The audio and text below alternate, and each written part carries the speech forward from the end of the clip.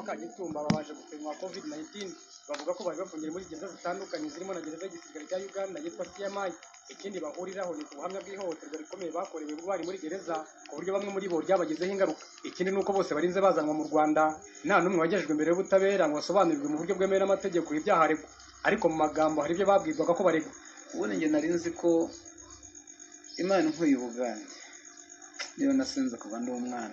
Banteye saa 9 z'ijoro n'abasirikare bambaye civil bamwe abandi bambaye igisirikare n'imbunda n'impuzu zibambara aha, ariko harimo abapolisi babiri duturanye kuko banasigaye aho.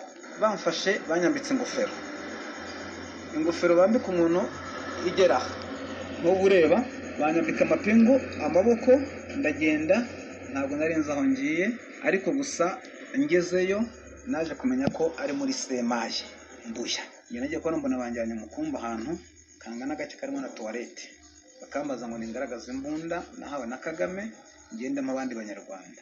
Nashinzwaga ngo nagiye gutora itegeko nshinga, ndetse ngo nagiye mpakira abakristo mu modoka ngo imbasi kabaro yishyura bajya gutora.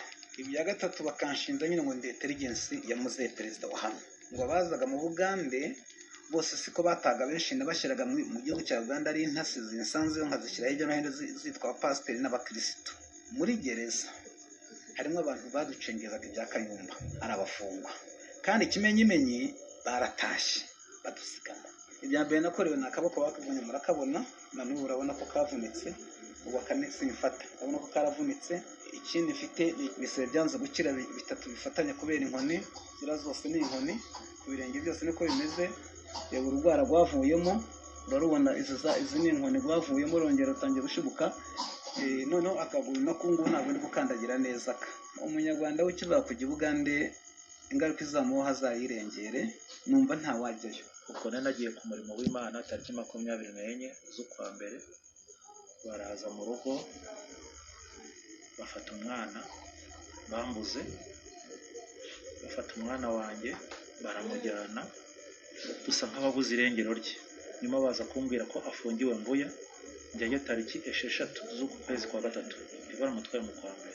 Ubwo nyine badufungira ahantu habi cyane, amaturo dutura batuyohereza mu Rwanda, kandi mu Rwanda ngo rugiye kuza gutera Uganda, ngo naje kuneka ngo igihugu cya Uganda, ngo noherejwe nicyo nazize.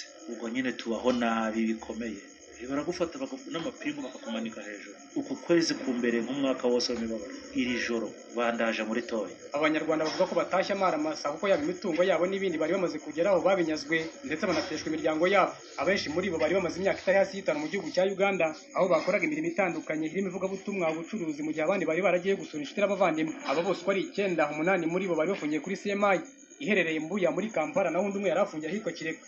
Hanyuma muri iryo joro ryo kuwa gatanu rishyira ryo kuwa gatandatu nibwo yagejejwe muri gereza ya Mbuya kuri CMI mbere yuko yoherezwa mu Rwanda n'abandi.